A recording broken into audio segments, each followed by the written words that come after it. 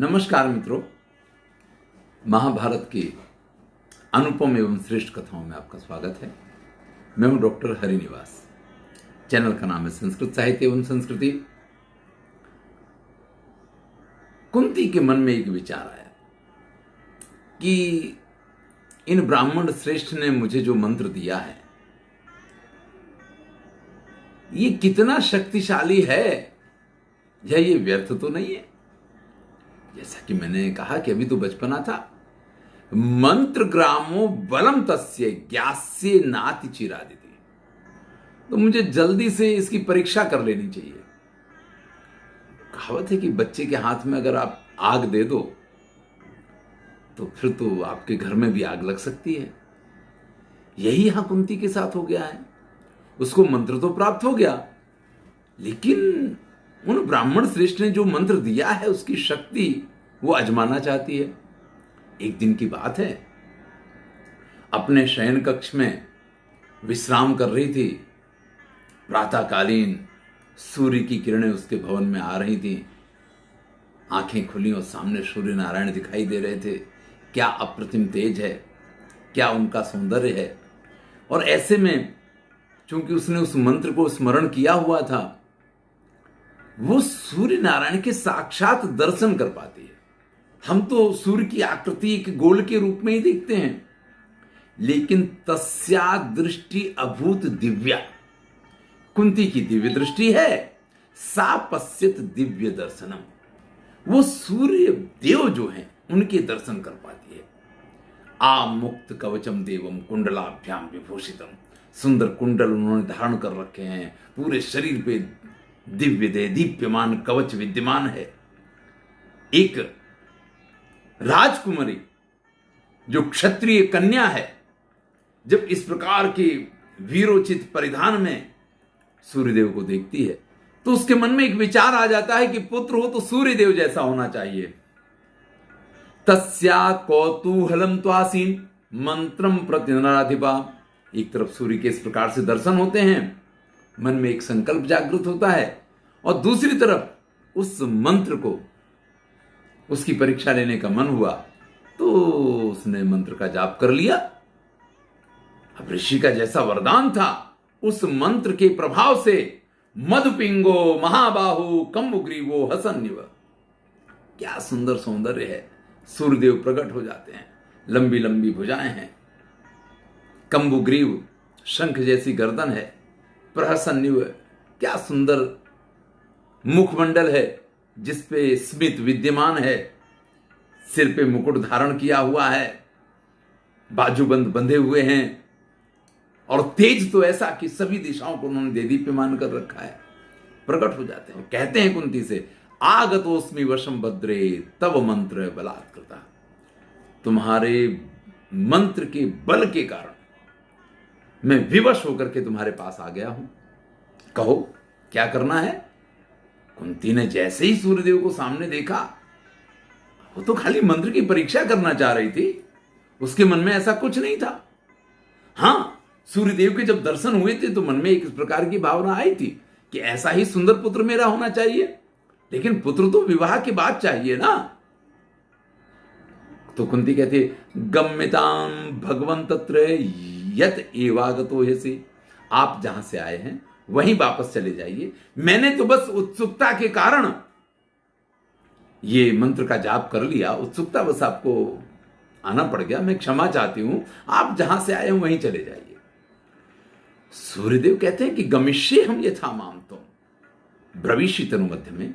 अरे सुंदरी, जैसा तुम मुझसे कह रही हो कि चले जाओ, मैं चला जाऊंगा, लेकिन किसी देवता को इस प्रकार से बुला करके ना न्यायम प्रेषितुम वृथा। व्यर्थ उनको वापस भेज देना ये योग्य नहीं है। अगर आपने किसी देव का आवाहन किया है तो फिर उसको ऐसे ही वापस भेज देना ये योग्य बात नहीं है। और फिर तुम्हारे मन में तो ये था ना कि मेरे जैसा पुत्र होना चाहिए तुम्हारे यहां। तवाभिसंधि सुभगे सूर्यात पुत्रो भवेदिति। कि सूर्य से मुझे पुत्र की प्राप्ति होनी चाहिए। तो जिस कामना के साथ तुमने मेरा आवाहन किया है वो कामना पूर्ण किए बगैर तो नहीं जाऊंगा यहां से। वो कामना तो पूर्ण करूंगा। दुर्वासा ऋषि ने भी कहा था, सकामम अकामम वा। आप कामना के साथ या निष्काम भाव से आवाहन करोगी तो आपके सेवक बन जाएंगे। अब जिस कामना के साथ आवाहन किया है ना, सेवक उस कामना को अवश्य पूर्ण करेगा। ये समस्या है। देखिए, जब कोई शक्तिशाली चीज आपके हाथ में आती है ना, तो उसके नेगेटिव और पॉजिटिव दोनों प्रकार के पहलू होते हैं। ये आपको प्रकाशित करने वाली, आपके चेहरे पे देदीप्यमान तेज देने वाली जो विद्युत आपके घर में प्रकाशित हो रही है ना, ये आपको हर तरीके का आनंद देती है। गर्मी लगी तो एसी का काम करेगी, आप उससे एसी चला लीजिए, पंखा चला लीजिए, अंधेरे में लाइट जला लीजिए, मोबाइल चार्ज कर लीजिए, कितने भी काम कर लीजिए, ये सारे उसके प्लस पॉइंट हैं। लेकिन भूल से भी अगर आपने वायर को टच कर दिया तो झटका ऐसा लगेगा कि फिर सारे बाल खड़े हो जाते हैं। आपने एडवर्टाइजमेंट देखी होगी, अथ गच्छाम्य हम भद्रे त्वया संगम में सुस्मिते। इसलिए हे सुंदरी, तुम्हारे साथ संगम करने के बाद मैं यहां से अवश्य चला जाऊंगा, क्योंकि इसी कामना के साथ तुमने मेरा आह्वान किया है। यदि तुम वचनम नाद्य करिष्यसि मम प्रियम, अगर तुम मेरी बात नहीं मानोगी और मेरा प्रिय नहीं करोगी, तो जिन ब्राह्मण ने तुम्हें ये वरदान दिया, ये मंत्र दिया है, उन ब्राह्मण को भी और तुम्हारे पिता को भी और तुम्हारा सर्वस्व मैं नष्ट कर दूंगा। ये होता है भैया अधिक तेजस्वी के साथ की जाने वाली मित्रता, या अधिक तेजस्वी के साथ जब आप इस प्रकार से घुलते हैं, मिलते हैं, तो आपको उसके अधीन होना पड़ता है। देवताओं को अपना दास बनाने की कोशिश मत कीजिए, क्योंकि आप उनके तेज को नहीं समझ सकते हैं, नहीं संभाल सकते हैं। कोशिश करेंगे तो स्वयं जल जाएंगे, इतना ख्याल रखें। देवताओं को अधीन करने की कोशिश मत कीजिए, देवताओं के साथ चलने की कोशिश कीजिए। यहां कुंती से जो भूल हो गई है, क्योंकि कोई सामान्य व्यक्ति है, आपके मन में क्या है उसको वो नहीं जान सकता है, लेकिन देवता तो हृदय की बात भी जानते हैं, मन की बात भी जानते हैं। पिता माता गुरुवश्चैव येन्ये देहस्यास्य प्रभवन्ति प्रदाने ना हम धर्मम लोपिष्यामि लोके स्त्रीणाम व्रतम पूज्यते देह रक्षा। हे सूर्यदेव, मुझसे गलती हो गई है। कुंती प्रार्थना कर रही है, मेरा ये शरीर सिर्फ मेरा नहीं है, मेरे माता पिता गुरुजन जो बड़े लोग हैं वो सब मेरे इस शरीर के स्वामी हैं। मेरे पिता जहां चाहेंगे मेरा कन्यादान करेंगे, वो इस शरीर के स्वामी हैं। जब किसी अन्य को इसका प्रभु स्वामी वो बना देंगे, उसके बाद ही मैं इस प्रकार से उसका समागम कर सकती हूं जिस प्रकार से आप मुझसे कह रहे हैं। इस प्रकार से यह संभव ही नहीं है। तब सूर्यदेव कहते हैं, नचापि गंतुम युक्तम ही मया मिथ्या कृतेन वै असत मेत्य त्वया भीरु मंत्राहूतेन भाविनी। जैसे तुम कह रही हो कि तुम्हारी मजबूरी है कि तुम अपने बड़े बुजुर्गों के होते हुए स्वयं निर्णय नहीं कर सकते हो, उसी प्रकार से मंत्र से अगर देवता का आवाहन किया जाए और कामना के साथ किया जाए तो वो देवता भी वापस नहीं जा सकता है। इसलिए सात्वं मया समागच्छे लप्से मादृशं सुतम, इसलिए तुमको मेरे साथ समागम करना चाहिए। तुमको मेरे जैसा ही तेजस्वी पुत्र, जिस कामना के साथ तुमने मेरा आह्वान किया है, उस पुत्र की प्राप्ति होगी। ऐसे में वैशंपायन जी एक बड़ा सुंदर श्लोक यहां कहते हैं कि बाले नापि सता मोहात भ्रशम पाप कृतान्यपि नाभ्यासादयितव्यानि तेजांसी चा तपांसी च।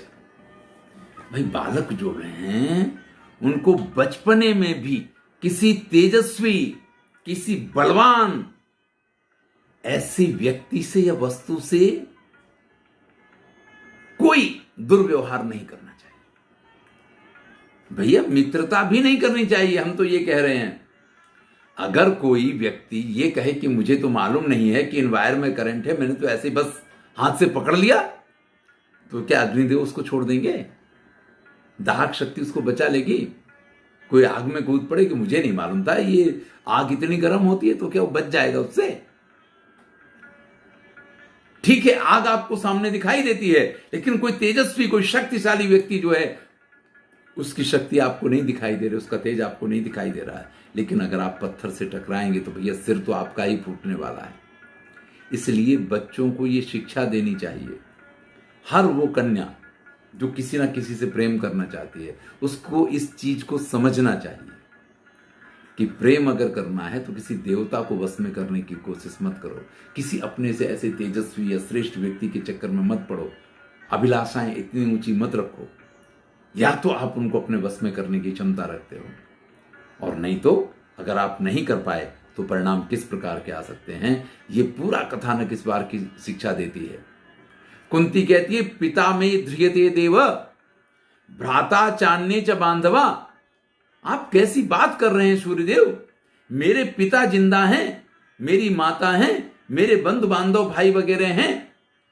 अगर उनके रहते हुए इस प्रकार से मैं स्वयं आपके साथ समागम का निर्णय करती हूं, तो आप ये मान लीजिए कि इससे धर्म का नाश हो जाएगा, विधि लोपो भवेदयम। और अगर ऐसा होता है तो मेरे कुल की मर्यादा क्या रहेगी? मेरे कुल में कलंक लग जाएगा, उसकी कीर्ति नष्ट हो जाएगी। और अगर आपको लगता है कि यही धर्म है, अथवा धर्म में तुम तो मन से तपतांबरा, आप तो स्वयं देव हैं, आप तो स्वयं सबके साक्षी ऐसे देव हैं। अगर आपको लगता है कि यही धर्म है तो ठीक है, मैं आपकी बात स्वीकार कर लूंगी। सारी बात सूर्य के ऊपर डाल दी है। लेकिन इतना जीवन में याद रखिए कि ऐसी स्थितियों में आप किसी के ऊपर इस प्रकार की बातें नहीं डाल सकते। हर व्यक्ति स्वार्थी होता है। मैं तो सीधे शब्दों में कहूं तो चाहे आपका गुरु हो, चाहे आपका कोई संबंधी बड़ा बुजुर्ग हो, आप उसके ऊपर भी इस प्रकार का निर्णय नहीं डाल सकते।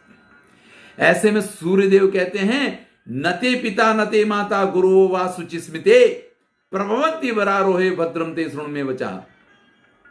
ना तुम्हारे पिता का, ना तुम्हारी माता का, और ना ही तुम्हारे किसी बांधु बांधव का तुम्हारे ऊपर अधिकार है। स्त्री को कन्या कहा जाता है, और कम धातु जो होती है उससे कन्या शब्द का निर्माण होता है, जिसका अर्थ होता है कि कम, यानी किसको वो अपने पति के रूप में वर्ण करेगी, ये अधिकार सिर्फ कन्या को होता है। तो कन्या शब्द का अर्थ ही यह है कि वो स्वयं किसी का वर्ण करेगी, वो किसी की कामना करेगी, और जिसकी वो कामना करेगी, कामना करना तो उसके अपने अधिकार में है, उसके माता पिता का उसके ऊपर अधिकार नहीं है। देखिए कितनी बढ़िया सूर्यदेव शिक्षा दे रहे हैं। और अगर तुम स्वयं इस चीज का निर्णय करती हो तो इसमें तुम्हारे माता पिता का कोई विरोध होने का प्रश्न ही नहीं खड़ा होता है। अधर्मम कुत एवाहम वरेहम लोक काम्या, और मैं लोक के कल्याण की इच्छा से सर्वत्र विचरण करने वाला मैं अधर्म कर सकता हूं? सूर्यदेव कह रहे हैं कि हे कुंती, क्या मैं अधर्म कर सकता हूं? तुमको ऐसा लगता है? जब कोई इस तरीके से समझाए तो छोटी सी बालिका है, उसके समझ में ये बात कैसे नहीं आएगी। तब कुंती कहती है, यदि पुत्रो मम भवेत् तो त्वहा सर्वत मोमुदय कुंडली कवची सूरो महाबाहुर महाबल। अगर आपसे मुझे आप जैसा ही तेजस्वी कुंडलधारी कवचधारी पुत्र प्राप्त हो तो मैं इस बारे में विचार कर सकती हूं। सूर्यदेव तुरंत कह देते, भविष्यति महाबाहु कुंडली दिव्य वर्मचा। अरे जो हमारी संतान होगी वो महाबाहु और कुंडली, कुंडल धारण करे हुए और दिव्य अमृतमय कवच धारण करके ही उत्पन्न होगी। अब कुंती कहती, अगर यही बात है तो फिर मैं आपका विरोध नहीं कर सकती हूं। सूर्यदेव कहते हैं, मेरी माता अदिति ने जो कुंडल मुझे प्रदान किए हैं, यही कुंडल पहन करके उस बालक का जन्म होगा। अब इस प्रकार से अगर किसी स्त्री को कोई पुरुष समझाए और फिर उसकी समझ में ना आए, ये संभव नहीं है। कुंती तुरंत ही उनसे ये कहती है कि फिर आपकी जैसी इच्छा। इसके बाद सूर्यदेव ने उनकी नाभि का स्पर्श किया है। नाभि का स्पर्श करते ही कुंती व्यामोहित हो गई है, फिर उसके बस में कुछ नहीं रह गया है, वो सैया पे गिर गई है। महर्षि वेदव्यास वर्णन करते हैं, ततः सा विह्वलेवासीत कन्या सूर्य तेजसा, सूर्य के तेज के सामने वो कन्या एकदम विह्वल हो गई है।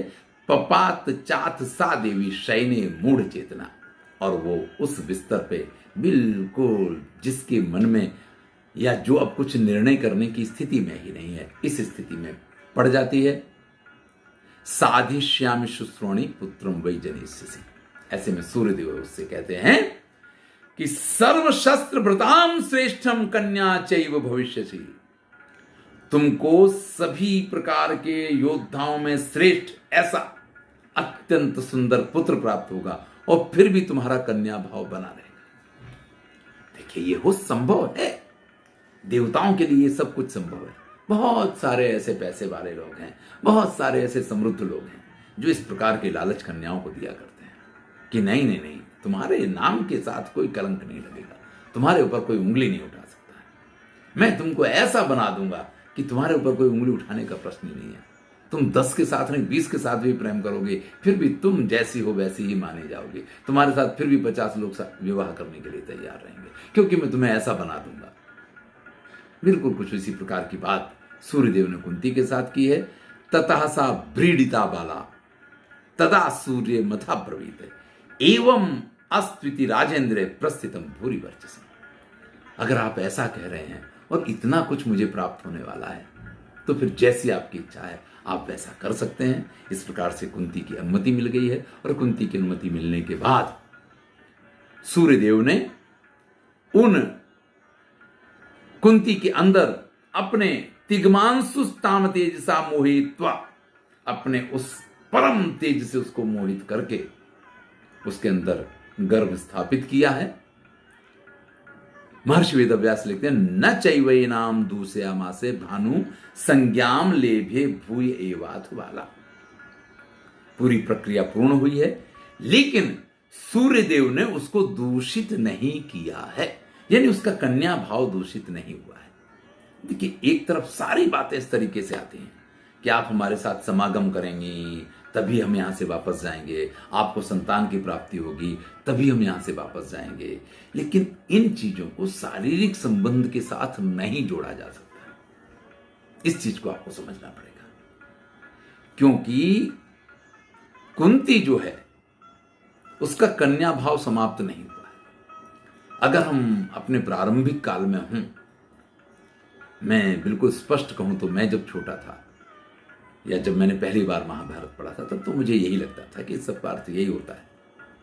लेकिन आज विज्ञान ने इतनी तरक्की कर ली है, IUI वगैरह की पद्धति ऐसी है कि जिसमें आप किसी भी पुरुष की संतान की माता बन सकते हैं, या किसी भी पुरुष के अंश से एक बच्चे को जन्म दे सकते हैं, लेकिन जरूरी नहीं है कि उसके साथ शारीरिक संबंध बनाया जाए। तो यहां स्पष्ट लिखा है, न चैवे नाम दूसयामासे भानु, सूर्यदेव ने उनको दूषित नहीं किया है। संज्ञाम लेभे भूय एवाथ वाला, और उस कन्या को जब होश आया तो गर्भवती हो चुकी थी। आगे की कथा हम अगले वीडियो में सुनेंगे। मैं हूं डॉक्टर हरिनिवास और चैनल का नाम है संस्कृत साहित्य एवं संस्कृति। ये कथा हमें और कुछ नहीं, लेकिन ये शिक्षा अवश्य देती है कि जीवन में जो बहुमूल्य है उसकी परीक्षाएं नहीं की जाती हैं। जब भी आप उसकी परीक्षा करेंगे ना, तो आपके हिस्से में अच्छा कुछ नहीं आएगा, आप समस्या में पड़ेंगे। तो कुछ चीजें ऐसी होती हैं जिस पे लोगों की कही हुई बात का विश्वास करना ही श्रेष्ठ होता है। धन्यवाद।